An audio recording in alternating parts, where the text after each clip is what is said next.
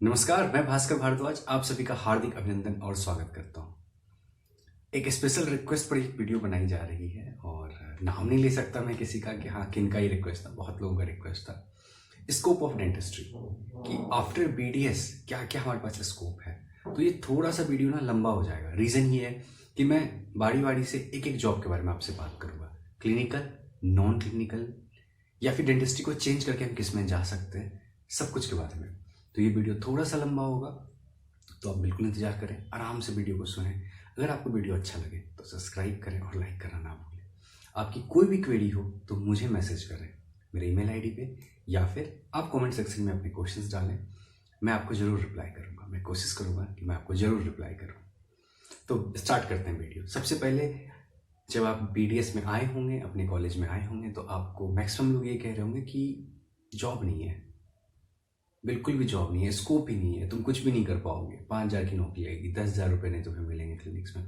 ये सब सुन सुन के ना फेड अप हो चुके होंगे। आपको लगता होगा हाँ यही सच्चाई है, पर सच्चाई ये नहीं है। सच्चाई थोड़ा विपरीत है। अगर आप ऐसे बात करें तो किस फील्ड में आज जॉब बहुत ज़्यादा है, मुझे ये जानना है। किसी फील्ड में नहीं है, लेकिन डिपेंड करता है कि आप देखते किस नज़रिए से हैं उसको। इंडिया आज के टाइम पे 14 लाख इंजीनियर प्रोड्यूस करता है, 14 lakh engineer every year. Job कितनों को मिलता है? फिर आप बोलेंगे नहीं वहाँ पे तो मिल ही जाता है कैसे भी करके। ऐसा कुछ नहीं है मेरे भाई, हर जगह पर यही प्रॉब्लम है। अब यूपीएससी तक की बात करेंगे तो क्या है इसमें, आईएएस कितने लोग बनते हैं? 100, 1 to 100 रैंक वाले। फिर तो वहाँ भी आप बोल दोगे कि जॉब क्या है, 10 लाख लोग उसके लिए प्रिपेयर करते हैं, 100 लोगों को मिलता है। तो इसमें कमी किस में है? आप में ही है, वो 100 लोगों में जिनका हुआ है। कमी आप में है ना। आप जॉब्स नहीं ढूंढ पा रहे हैं डेंटिस्ट्री में, बहुत सारी जॉब्स हैं। तो फटाफट स्टार्ट करते हैं। जो सबसे इजी और सबसे स्टार्टिंग जॉब होता है, क्लिनिकल जॉब, वो होता है जेआर से, जूनियर रेजिडेंस का। ये जॉब अलग अलग स्टेट में वेरी करता है सैलरीज के मामले में। मतलब आपको सिर्फ बीडीएस पास आउट होना होता है, और इसकी सबसे अच्छी बात ये होती है जेआर की, इसमें कोई भी एमडीएस पार्टिसिपेट नहीं कर सकता। सिर्फ और सिर्फ बीडीएस ही पार्टिसिपेट करते हैं, वो भी करंट बीडीएस जो इस साल पास आउट हुए, या 1 साल उनको और मौका दिया जाता है, बस इससे ज़्यादा मौका नहीं मिलता। अगर मैं अपने दिल्ली की बात करूं तो दिल्ली में नियरली आप 100 के आसपास जेआर की वैकेंसी आती है, डिफरेंट डिफरेंट कॉलेज को कंबाइन करके। ऐसा भी नहीं बोल रहा एक कॉलेज में आती, अलग अलग कॉलेज, गवर्नमेंट कॉलेज में। और यहाँ पर जो जेआर की सैलरी है वो on hand 96 to 97,000 rupees per month है। तो बहुत अच्छी सैलरी है और आप इजीली इसमें अप्लाई कर सकते हैं। अब दिल्ली की बात करेंगे तो दिल्ली में 3 कॉलेजेस हैं। एक ईएसआईसी है, मौलाना आज़ाद है, और जामिया मिलिया इस्लामिया है। ईएसआईसी से आप बाहर ही निकल सकते हैं, उनको जॉब की जरूरत ही नहीं है, क्योंकि उनको 3 साल का एक बॉन्ड होता है कि आपको ईएसआईसी में जॉब करना होगा, तो उनकी आप छोड़ दीजिए। तो फिर दिल्ली में बसते हैं मौलाना आज़ाद और जामिया। इन दोनों को कंबाइन करके टोटल नंबर ऑफ सीट 70 है। और सीट्स कितने आ रहे हैं टोटल? 100 के आसपास। तो आपके चांसेस तो बहुत ज़्यादा है ना कि हाँ आपका सिलेक्शन हो जाएगा। अगर आप डिफरेंट स्टेट की बात करें, महाराष्ट्र की बात करें, तो महाराष्ट्र में 4 अलग अलग जगहों पर आता है जेआर की वैकेंसी। एक तो बॉम्बे में आता है, दूसरा पुणे में आता है, तीसरा उनका औरंगाबाद में आता है, एक कॉलेज है उसमें आता है, और एक और उनका कोई है नागपुर में भी आता है जेआर की वैकेंसी। तो जेआर जो है ये सबसे पहला वैकेंसी है। मतलब बीडीएस से निकलने के बाद अगर आपको क्लिनिकल जॉब करना है तो सबसे पहला आपका टारगेट है वो यही टारगेट है, आपको इजीली मिल जाएगा। अब इजीली मिल जाएगा इसका मतलब ये नहीं कि आप इंटरव्यू में हार्ड लग गए और आपको मिल गया, ऐसा नहीं होता। इंटरव्यू लेंगे, आपके रिटन एग्जाम लेंगे, समटाइम्स रिटन और इंटरव्यू दोनों लेते हैं। वो डिपेंड करता है कि वो कॉलेज किस टाइप से किस बच्चों को लेना चाहता है और कैसे लेता है, इस पर सिर्फ डिपेंड करता है। अब बात कर लेते हैं कि नॉन क्लिनिकल जॉब। तो नॉन क्लिनिकल जॉब में जितने फार्मास्यूटिकल कंपनी है उसमें एक आता है रिसर्च एनालिटिस्ट का जॉब। इसके लिए आप अप्लाई कर सकते हैं। ये बिल्कुल न्यू है मार्केट में, लोगों को पता ही नहीं होता है। आप नॉन क्लिनिकल जॉब भी कर सकते हैं। जैसे जितनी भी इंश्योरेंस कंपनी है, जो कि हेल्थ इंश्योरेंस कंपनी है, जितनी भी आपकी फार्मास्यूटिकल कंपनी है, वो सब बीडीएस को चांस देते हैं। ठीक है, इसमें आपको जो सैलरी होती है वो वेरी करती है। इसकी जो सैलरी होती है 40,000 से स्टार्ट होती है और 74,000 पे एंड हो जाती है। तो ये भी एक अच्छा है। और ये जो जॉब है ये आप परमानेंटली भी कर सकते हो। मतलब बीडीएस के बाद में ज्वाइन किया, आप लाइफ टाइम उसमें रहिए, उसको कोई प्रॉब्लम नहीं है। आप प्रमोशन लेते जाइए, हायर पोस्ट पे जाते रहिए, तो कोई प्रॉब्लम नहीं है। तो मैंने एक जेआर के बारे में बात कर लिया, और दूसरा मैंने बात की आपसे नॉन क्लिनिकल, कि आप रिसर्च एनालिस्ट में जा सकते हैं। There is no issue for that. अब बात करते हैं कि बीडीएस के बाद कोई ऐसा जॉब जो नॉन क्लिनिकल हो और बिल्कुल अच्छा हो, रॉयल्टी वाली हो। तो आपके पास ऑप्शन आता है आईसीएमआर का। आईसीएमआर पहले शायद बहुत कम लोग जानते थे, बट जब ये कोविड हुआ तो आईसीएमआर आपने इतनी बार देखा टेलीविजन पे कि अब एक गांव का भी आदमी जानता है कि आईसीएमआर कुछ है, एक संस्था है। तो आईसीएमआर में रिसर्चर्स के जॉब आते हैं। इसमें टोटल 30 सीट्स की वैकेंसी आती है, जिसमें कि आप पीएचडी कर सकते हैं और सीधा बीडीएस के बाद आप पीएचडी कर सकते हैं। और ये जो आती है इसमें 20 सीट रिजर्व होती है एमबीबीएस स्टूडेंट के लिए और 20 होती है बीडीएस स्टूडेंट के लिए। इसमें फिर एक बहुत अच्छी बात यह है कि जो भी लोग मास्टर्स हैं, जिन्होंने एमडीएस कर रखा है, वो इसमें अप्लाई नहीं कर सकते। और जो फ्रेश डेंटिस्ट हैं, ये जॉब सिर्फ उनके लिए होती है। मतलब फॉर एग्जांपल आप 2020 में पास आउट हुए तो एक बार आप 20 में पार्टिसिपेट कर सकते हैं और नेक्स्ट आप 21 में पार्टिसिपेट कर सकते हैं, नॉट मोर देन दैट। आपको सिर्फ 2 ही चांस मिलेगा इसमें, तो आप यहाँ पर जा सकते हैं। और ये बहुत अच्छा है, इसमें आपको 1 lakh rupees per month stipend मिलेगा अगले 3 साल से, जब आप पीएचडी कर रहे होंगे। इसके अलावा 3 लाख रुपीज़ और आपको देगी गवर्नमेंट कि आप जो रिसर्च करें उसमें जो खर्च हो रहे हैं वो आप इसी से कर लीजिए। एंड आफ्टर दैट आपको बहुत ही अच्छा जॉब ऑफर किया जाएगा, या तो आईसीएमआर के थ्रू आप जॉब कर लो, या फिर आप फॉरेन कंट्री सेटल होना चाहते हो वहाँ चले जाओ। तो रिसर्च के लिए तो फॉरेन कंट्री में भी आपको कोई एग्जाम देना नहीं है, जैसे आपको प्रैक्टिस करना है तो आपको एग्जाम देना होता है। अलग अलग कंट्री का अलग अलग एग्जाम है, बट यहाँ पर कोई एग्जाम नहीं होगा, आप इजिली जा सकते हैं। ये बात होगी नॉन क्लिनिकल जॉब की। आप नॉन क्लिनिकल जॉब आईसीएमआर में जा सकते हो। सेम वैकेंसी डीआरडीओ भी निकालता है, ठीक है, लेकिन डीआरडीओ सिर्फ 2 सीट्स के लिए निकालता है। लेकिन निकालता तो है, पता तो होना चाहिए आपको। हम जो ये कहते हैं जॉब ही नहीं है, तो हमें पता भी तो होना चाहिए क्यों नहीं है, कहाँ है। हमें ये पता क्या कहाँ कहाँ है, वो नहीं पता है, तो पहले ये जान लेते हैं। तो डीआरडीओ 2 वैकेंसी निकालती है 2 सीट्स के लिए। जीआर लगभग हर स्टेट में 50 to 100 के बीच में सीट्स आती है वैकेंसी, अलग अलग कॉलेज का कंबाइंड करके। और अगर आप बात करते हैं आईसीएमआर की तो 10 सीट। फार्मास्यूटिकल कंपनीज की बात करते हैं आप, तो इंडिया में एट प्रेजेंट टाइम पे 900 फार्मास्यूटिकल कंपनी, अच्छी कंपनी है नियरली, तो उन सब में आपको रिसर्च एनालिस्ट का जॉब आता है। You have to try, you have to send your CV, ठीक है। आप तक इसलिए नहीं पहुंच पाता है क्योंकि आप वो लोग क्या करते हैं, अलग अलग प्लेटफॉर्म पे डालते हैं वैकेंसीज, और जब नहीं मिलता है उसे कोई मेडिकल फील्ड से, तो किसी को भी लेते हैं जो कि नॉर्मल, मतलब कि बायोकेमिस्ट्री से एमएससी होते हैं या बीएससी होते हैं, उनको वो लोग टैकल कर लेते हैं फिर, या फिर जो कि बी फार्मा होते हैं, एम फार्मा होते हैं, उनको ले लेते हैं। बट आपके लिए वैकेंसीज होती है, इफ यू ट्राई आपको इजिली मिल जाएगा। डीआरडीओ में 2 सीट्स होती हैं, ठीक है। इसके बाद बात करते हैं फिर क्लिनिकल जॉब की। तो फिर क्लिनिकल जॉब में से आपके पास आता है army dental Corp. Army dental Corp में हर साल 36 सीट से लेकर के 77 सीट्स तक आती है, डिपेंड करता है उनकी ज़रूरत कितनी है। ये एक बहुत अच्छा जॉब है। और इस जॉब में सबसे अच्छी बात मुझे ये लगती है अब कि आपको कोई रिटन एग्जाम नहीं देना होता है, आपके नीट के मार्क्स के बेसिस पे वो आपको सेलेक्ट करते हैं। तो आप नीट का प्रिपरेशन कीजिए, आपका सिलेक्शन नीट में होगा, उनके मार्क्स के बेसिस पे वो आपको इंटरव्यू के लिए बुलाएंगे। तो वो भी एक बहुत अच्छा जॉब है आपके पास, आर्मी डेंटल कॉर्प। अब बात करते हैं फर्दर कि अब कुछ और, तो सबसे अगर आप अच्छे हैं पढ़ने में, आपको लगता है कि आप कर सकते हैं, then go for MDS. It's the best option nowadays. पहले शायद ये बेस्ट ऑप्शन हो या ना हो, बट अब ये सबसे अच्छा ऑप्शन है। रीजन ये है हाई अमाउंट ऑफ स्टाइपेंड।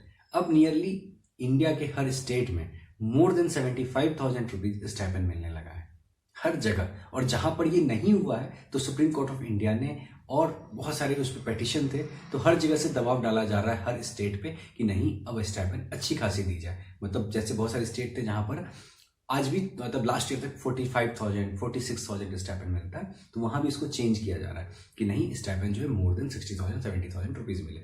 तो इससे 2 बेनिफिट है। अगर आपका एमडीएस में सिलेक्शन होता है तो अगले 3 साल तक आपको लगेगा नहीं कि आप स्टूडेंट हो। क्यों? क्योंकि आपको पैसे मिल रहे हैं, स्टाइपेंड मिल रहा है। और आप गलती से दिल्ली में हो, यूपी में हो, नॉर्थ में कहीं भी हो, तो आपका स्टाइपेंड नियरली 97,000 1,03,000 ऐसे आपको कट कुट के आपके हैंड में मिलेगा, ऑन हैंड, मतलब 1 लाख रुपीज पर मंथ। तो 36 मंथ का है आपका एमडीएस का कोर्स, तो 36 लाख तो कहीं नहीं गए ना, 36 लाख रुपए आपने कमाए और खर्च आपका क्या था, कुछ भी नहीं। क्यों? क्योंकि आपको हॉस्पिटल फैसिलिटी दे रही थी, रहने के लिए एवरीथिंग, और साथ में आपको एक डिग्री भी मिल रही है, जिसके बाद कि आप इजिली एसआर बन सकते हैं। आप इजिली एसआर करने के बाद असिस्टेंट प्रोफेसर बन सकते हैं, एसोसिएट प्रोफेसर बन सकते हैं, प्रोफेसर बन सकते हैं, एचओडी बन सकते हैं, और लास्टली आप डीन बन सकते हैं किसी कॉलेज के at the last moment of your service, जब आप कर रहे होंगे तब। तो बहुत सारे जॉब्स हैं। अब फिर वापस आते हैं फटाफट कि क्या क्या और है। तो MDS is the best option अगर आप करना चाह रहे हैं। अब आपने देखा होगा जैसे last to last year UP में वैकेंसी आई थी, ऐसे ही हर जगह वैकेंसीज आनी स्टार्ट हो गई है। पंजाब में आई थी अभी, ठीक है, हरियाणा में आई थी अभी, तो हर जगह वैकेंसीज आ रही हैं और वहाँ पे 300 से 400 सीट होती है। आने वाले ही टाइम में बिहार में वैकेंसी आने वाली है कुछ दिनों में, सिर्फ BDS के लिए कि मतलब डेंटल सर्जन के लिए। तो ऐसा नहीं कि वैकेंसीज नहीं है, इट्स डिपेंड अपॉन यू कि आपको कितना पता है, आप क्या क्या जानते हैं। हो सकता है अभी जो मेरा वीडियो देख रहे हैं उनको बहुत लोगों को JR के बारे में नहीं पता होता है, it's not a big deal. मुझे भी सब कुछ नहीं पता था। जब मैं कॉलेज में आया तो मुझे समझ में आया कि क्या क्या हो सकता है और क्या क्या नहीं हो सकता है। अब बात करते हैं कि इनमें से किसी में मेरा सिलेक्शन नहीं हुआ, देन व्हाट टू डू। मेरा हुआ ही नहीं सिलेक्शन, ना मेरा नीट PG निकला, ना मुझे JR हो पा रहा है, ना मेरा ICMR में सिलेक्शन हो रहा है, ना DRDO में हो रहा है, ना ही मेरा आर्मी डेंटल कॉर्प में हो रहा है। देन व्हाट टू डू, ना ही कोई स्टेट में मैं निकाल पा रहा हूँ। तो आप एक फील्ड सेलेक्ट कीजिए फिर कि आपका BDS में सबसे अच्छा क्या था। जैसे फॉर एग्जाम्पल आपने पूरा BDS किया, आपका ऑर्थो आपको अच्छा लग रहा था, गो फॉर फेलोशिप इन ऑर्थो। बहुत सारे फेलोशिप होते हैं 6 मंथ के, ठीक है, वो आप कर लीजिए क्योंकि आपका इंटरेस्ट भी था उसमें और वो आप इजीली कर सकते हैं, गो फॉर इट।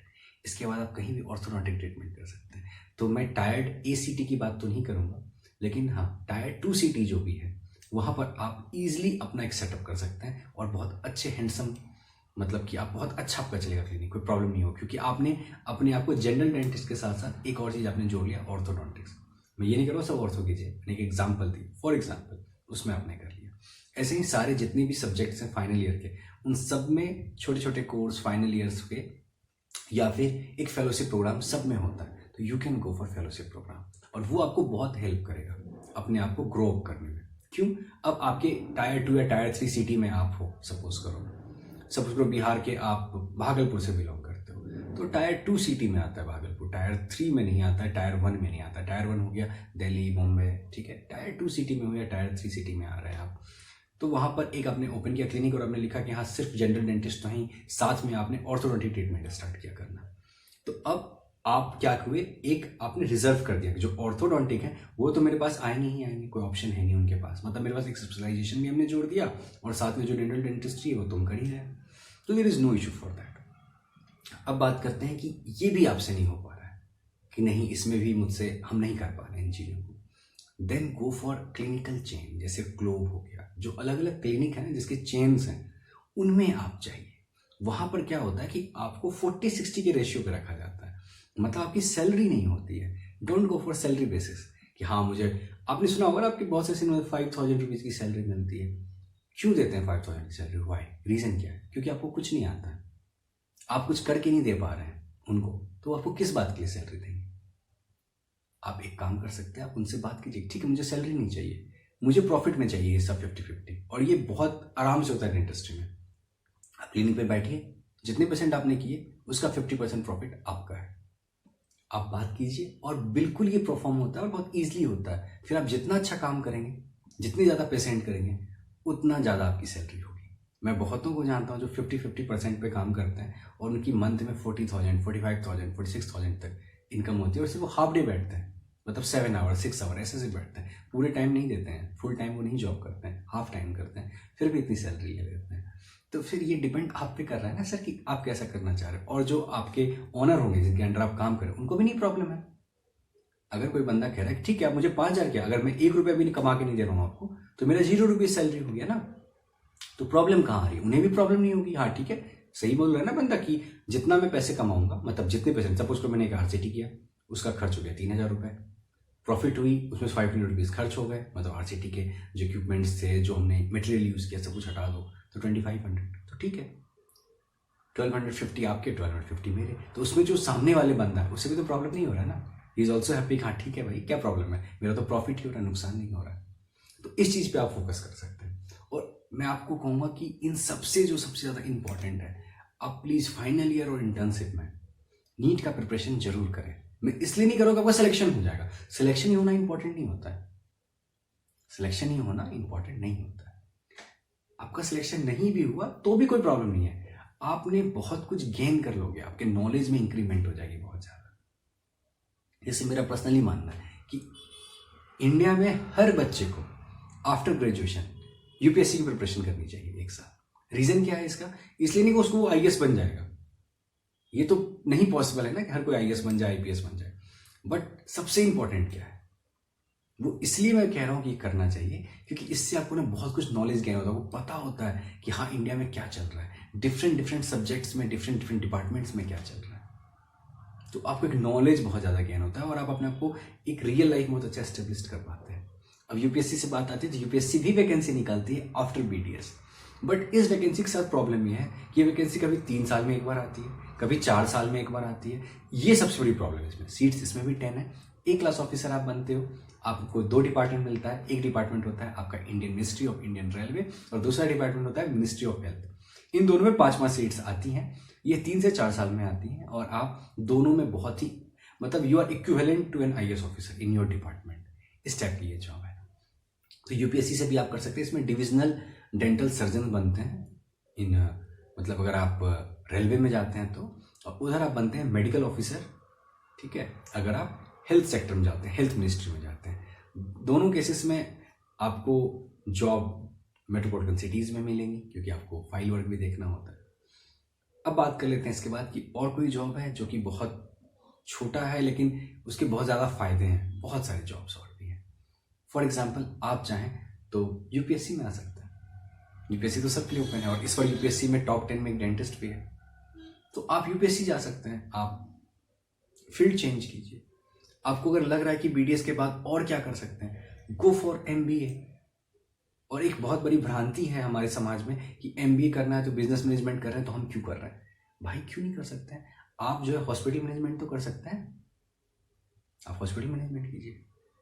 आपसे बेटर और कोई नहीं समझेगा क्योंकि आप एक डॉक्टर भी हैं और मैनेजमेंट भी कर रखा है। और अगर आपने मार्केटिंग नहीं कर रखा है, मान लेते हैं, तो आपसे बेटर मार्केटिंग कौन समझेगा। सपोज करो मेरी कोई फार्मास्यूटिकल कंपनी है, मैं एक फार्मास्यूटिकल कंपनी चला रहा हूँ XYZ। तो मेरे पास 2 लोग आ रहे हैं। एक आ रहे हैं कि मैं MBA हूँ इन फाइनेंस बट मेरा बैकग्राउंड कॉमर्स था। This is the first situation. Second है कि मैं BDS हूँ, आई एम अ डॉक्टर और मैंने MBA फाइनेंस में किया। मैं प्रेफर किसको करूँगा? मेरी फार्मास्यूटिकल कंपनी है, मैं ट्राई करूँगा कि नहीं जो डॉक्टर उनको ले लेते हैं। क्यों? क्योंकि वो हमें दोनों जगह सलाह दे पाएंगे। जब फाइनेंस की बात आएगी तब तो वो है ही MBA और साथ ही साथ क्या है, वो डॉक्टर भी है। तो जहाँ भी कुछ भी रिसर्च बेसिस में कोई प्रॉब्लम होगी तो हम उनसे सलाह ले सकते हैं, हम उनको काम पे लगा सकते हैं और बहुत सारी चीज़ें कर सकते हैं। तो आप बिल्कुल जा सकते हैं, चाहे वो मार्केटिंग में हो, चाहे वो फाइनेंस में हो, किसी भी डिपार्टमेंट में हो, चाहे HR में हो। तो अगर आप मेडिकल के साथ साथ करते हैं, जितनी मेडिकल इक्विपमेंट्स की कंपनी है वो सब आपको पहली प्रेफरेंस देगी। अब ये बात बहुत लोगों को पता भी होगा, बहुत लोगों को नहीं पता होगा। नहीं पता है, you can go for it. अगर आपको लगता है कि नहीं नॉन क्लिनिकल ही जॉब करना है, then go for it, there is no issue for that. आप वो कर लीजिए, बट कीजिए जरूर, क्योंकि आप अगर करोगे तभी तो आप दूसरों को बता पाओगे ना।